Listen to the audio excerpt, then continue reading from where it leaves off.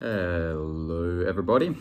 So I really enjoyed making that video yesterday, and it seemed to really express a lot of what I was feeling and a lot of what I was thinking. So I'm gonna do something fairly similar today, and I'm gonna make a video now on the topic of how fear holds us hostage. And there's a flip side expression for this.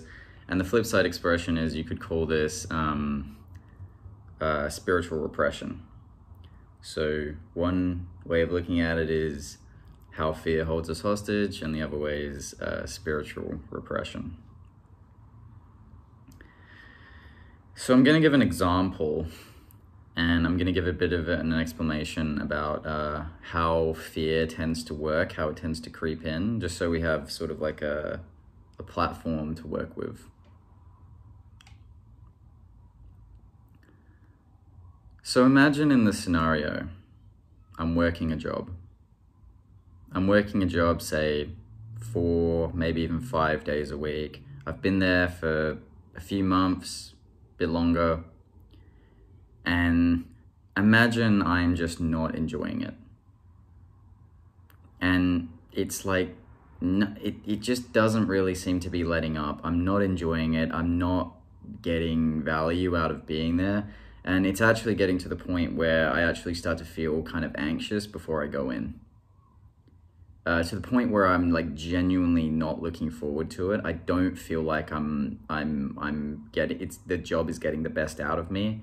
And I don't like it. I don't like I mean, I could not like it for a million reasons, but it's like at some level within me, I know that it's not the right fit for me, right? I know that. So there's this obvious arising of an opposite that is consequential to that, right? And there's the obvious arising of an opposite. And what is that, the opposite to that situation? It's like, well, I'm not in the job anymore. So I have the bright idea to leave my job because it's making me unhappy. And I know that it's making me unhappy. I mean, it's good to think about it and to consider it deeper, but I don't even need to, because I know within myself, because I know when I feel it in the morning. I know when I feel it when I'm brushing my teeth. I know when I feel it when I'm talking to a friend and I can't really fully enjoy myself in the moment because I'm terrified, like some immutable, you know, there's some immutable fear there. And it's like, because I don't want to go to work tomorrow, and it's starting to affect everything. It's like a splinter that's caught in my foot that starts to get infected, and it's like traveling through my blood, right? Because it's not just like, yeah, the splinter is one part of my whole body at this point, but it's infecting everything else, right? So I know that it's wrong, and I have the bright idea to leave the job.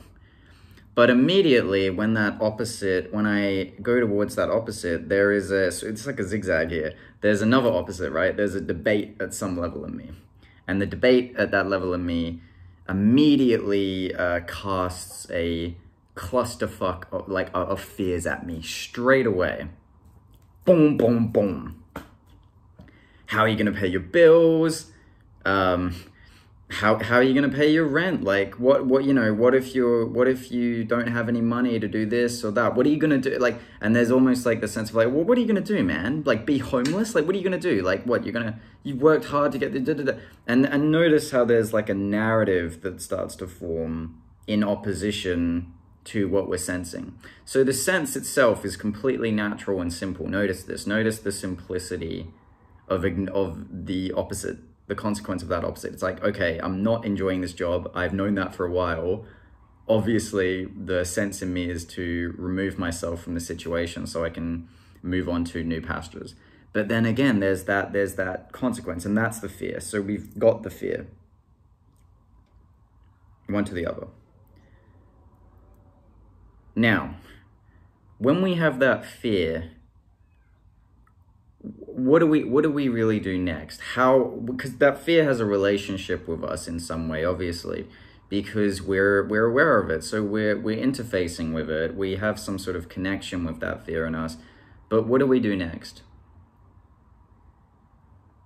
We listen to it, right? We let it paint the next step. So, you know, and what we're looking to do essentially here, the sense of leaving and the fear that comes up of the potential consequences of leaving the job, but which we don't know yet. I mean, we could just leave the door, then walk down the street, and someone could be like, hey, how are you? And we could meet that person. They could offer us a job of twice as much, whatever. I mean, you know, we don't know. That's the thing. We have no idea what's going to happen next, right? We have no idea. So the potential consequences that fear dangles in front of us, we react against. And then essentially a tension starts to build up in us. We start to get very anxious because we're starting to fear consequences that are unreal. They haven't happened yet, but they're potential consequences that we believe are true.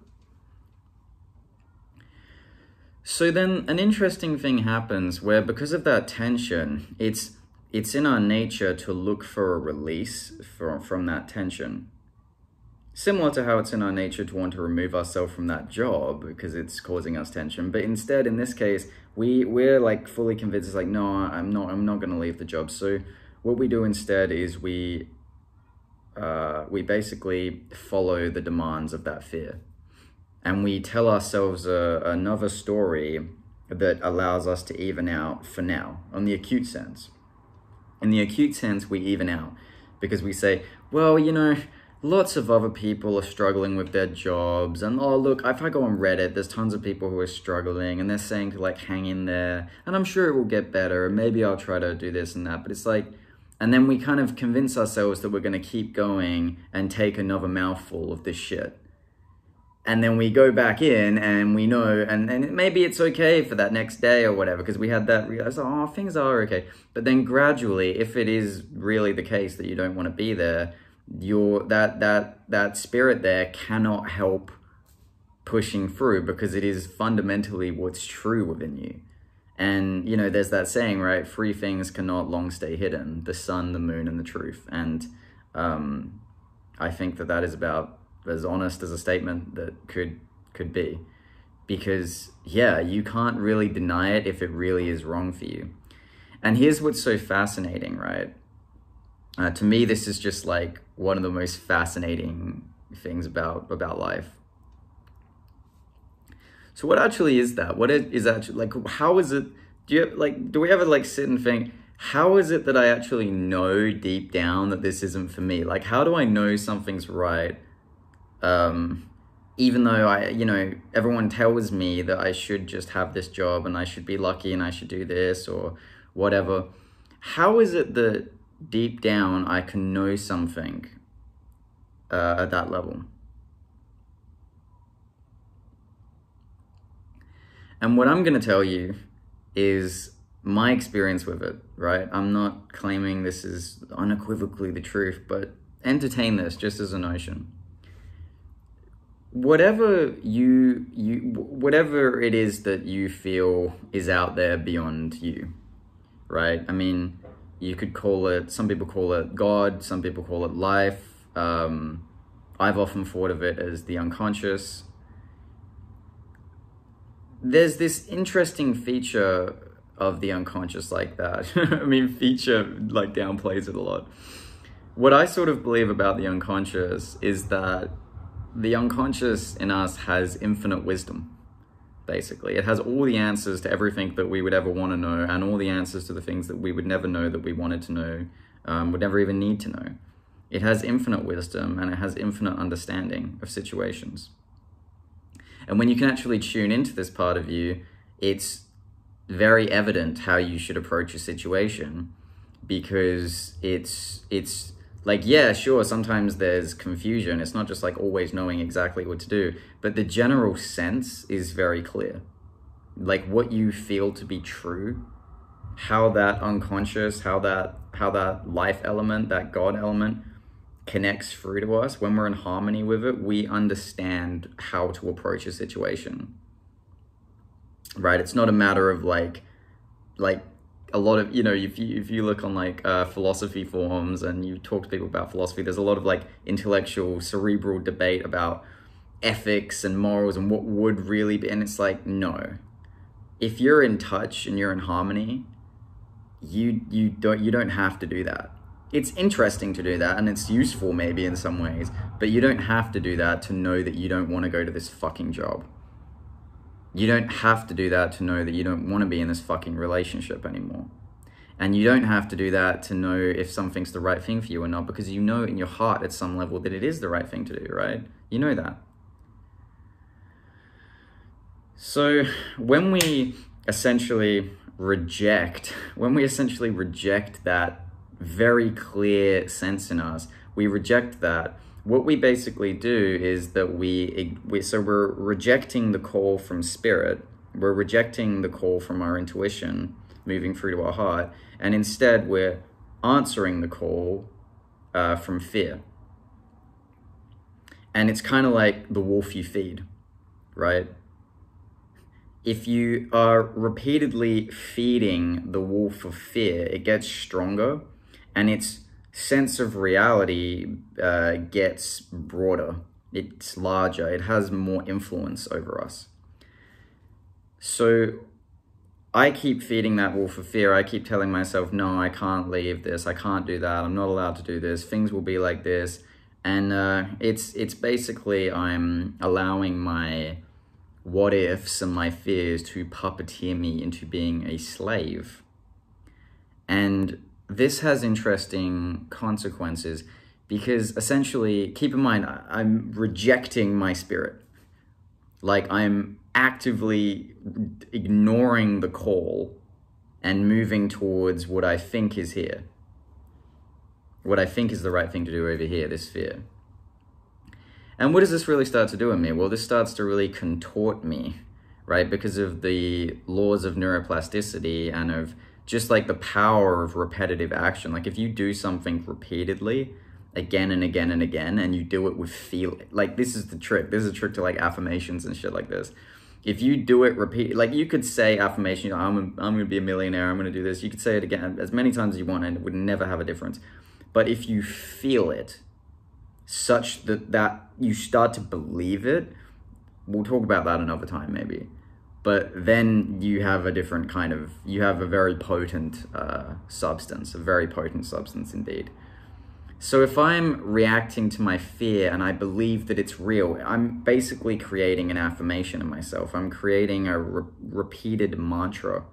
I'm allowing that fear to program me. So essentially, I'm teaching myself to react to fear.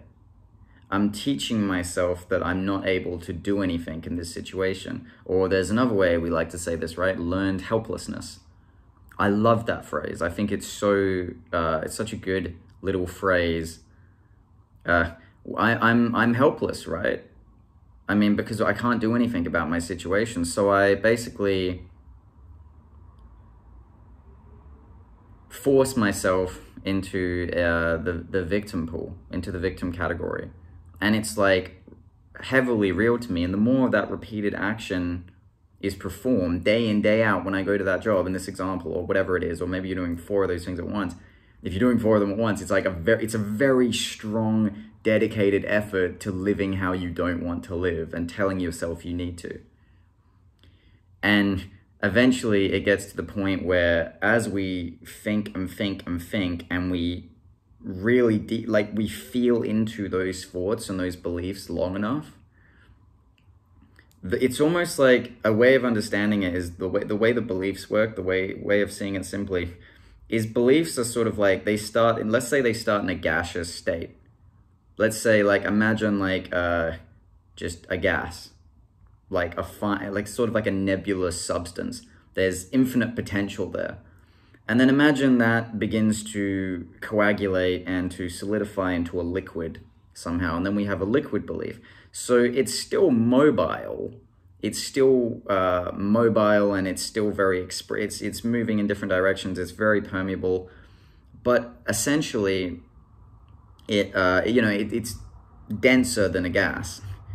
But then over time, that liquid starts to sort of solidify even to an even intenser degree into like a solid, right? Into like a glacier in this example. So we have this like solid belief, and we can't really help building these most of the times unless we're very adamant about checking in with what we believe in and we're following our spirit a lot of the time. There are beliefs that get built up on things, and these beliefs are unquestionably real because they're solid, right? They are like when you see a glacier, you think of it as a solid because it appears as a solid. Now, really, it's made up of liquid. If it's ice, it's literally just a solidified liquid, but it appears as a solid. It is a solid in this state. So in this state, it's solid. It's very difficult to deconstruct those limiting beliefs, those solid state beliefs, very difficult. So essentially, if I'm doing like 4 things like that at once, if I'm in a relationship I don't like, I'm going to a job I don't like, I don't like my friends, I don't, you know, and frankly, it gets to the point where I can't even handle anything that I'm doing, such that, you know, I can barely even go through an evening without drinking, or taking drugs, or fucking having like a Netflix binge, or just stuffing my face with donuts or whatever. I mean, I've done all of the above there, by the way.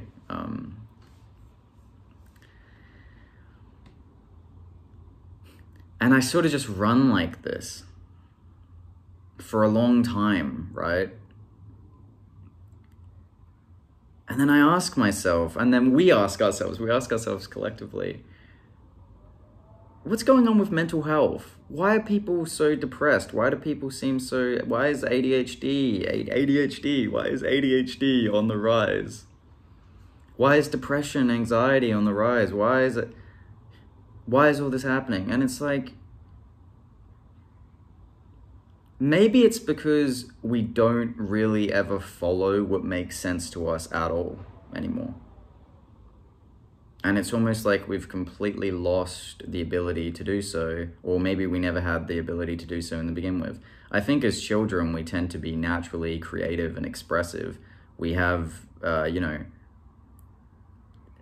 when I was a kid, my imagination was just like unbelievable. Like, even compared to my peers around me, you know, I had an unbelievable imagination. Like with my friends, I remember something about myself. I remember is a bit of a gale in here, a bit of a draft. I remember like when I used to play with my friends, I used to be the guy who always used to create the games. So I'd create a game for us to play, and it would become like a game. I remember like, yeah, I created all sorts of like of games for us to play. And I would like project my fantasies out into the group, and we'd have like an amazing time playing these games. And it's like we imagine that could be a real reality, and we play into that and we experience it as a reality. But at some point we're told, no, these, you know, life is a certain way. You have to do certain things. There's no other way of going about it.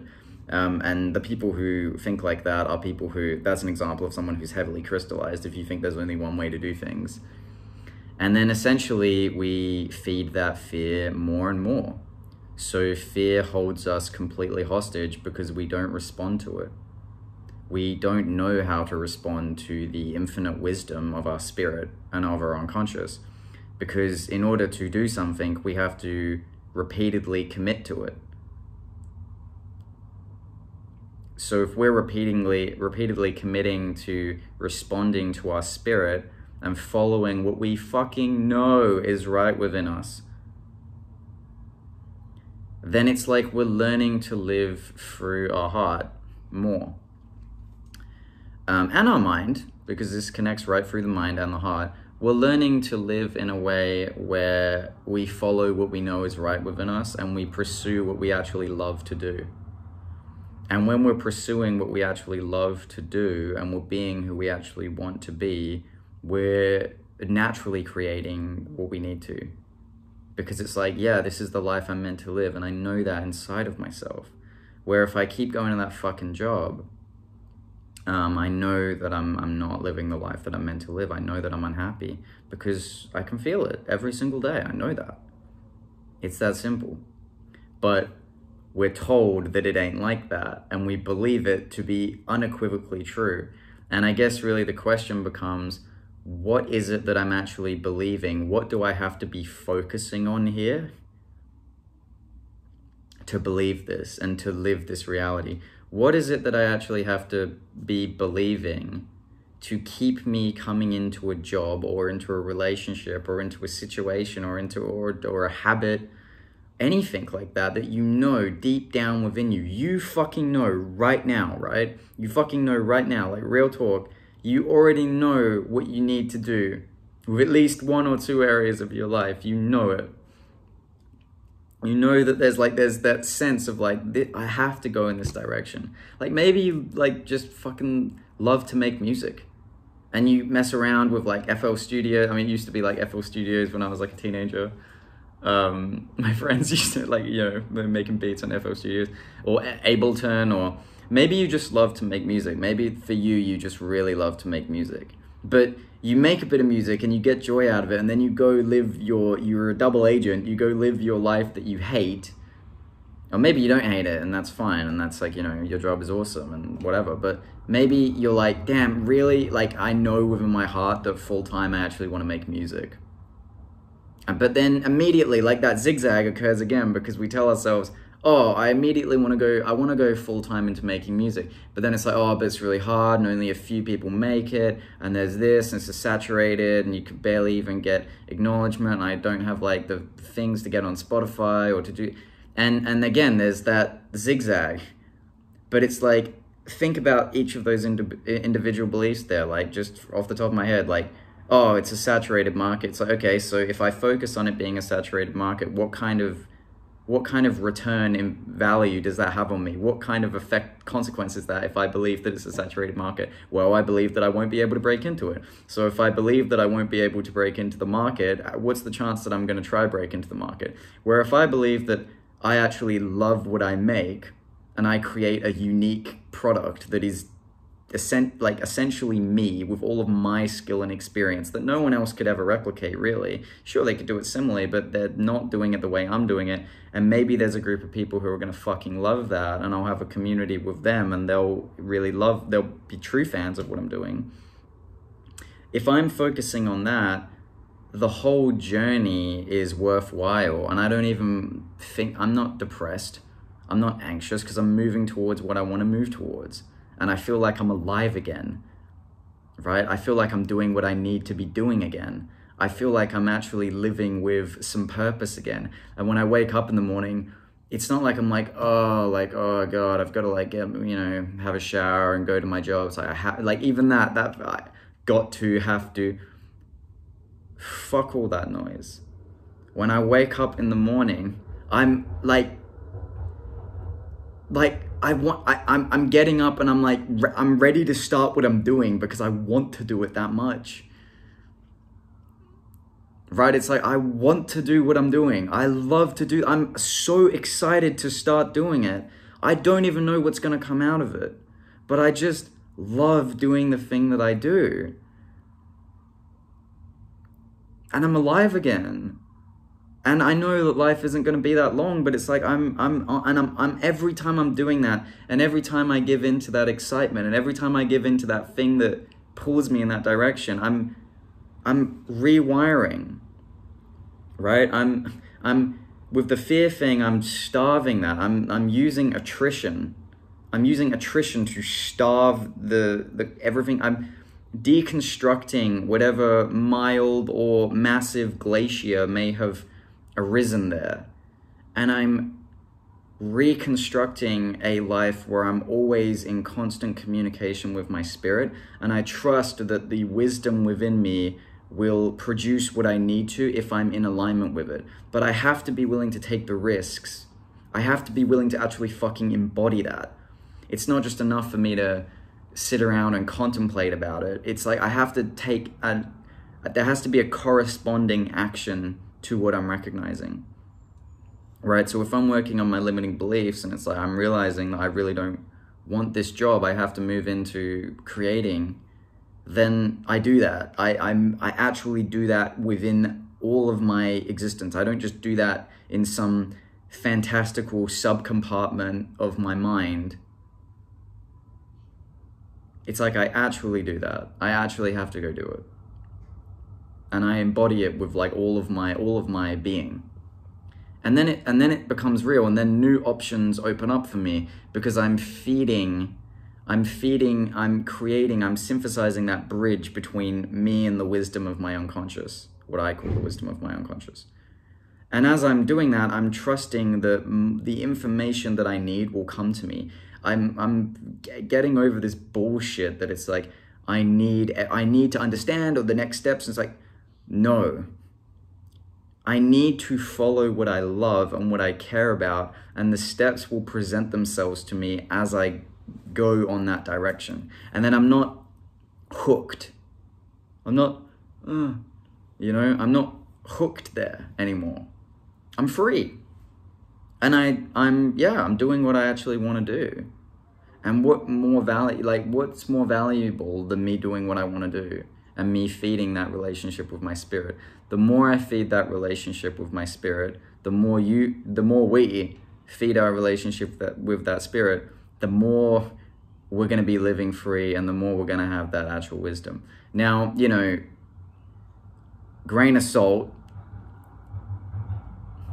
I'm just speaking what I'm seeing here. That's all I'm saying. I'm just saying what I'm seeing in this scenario and in this situation.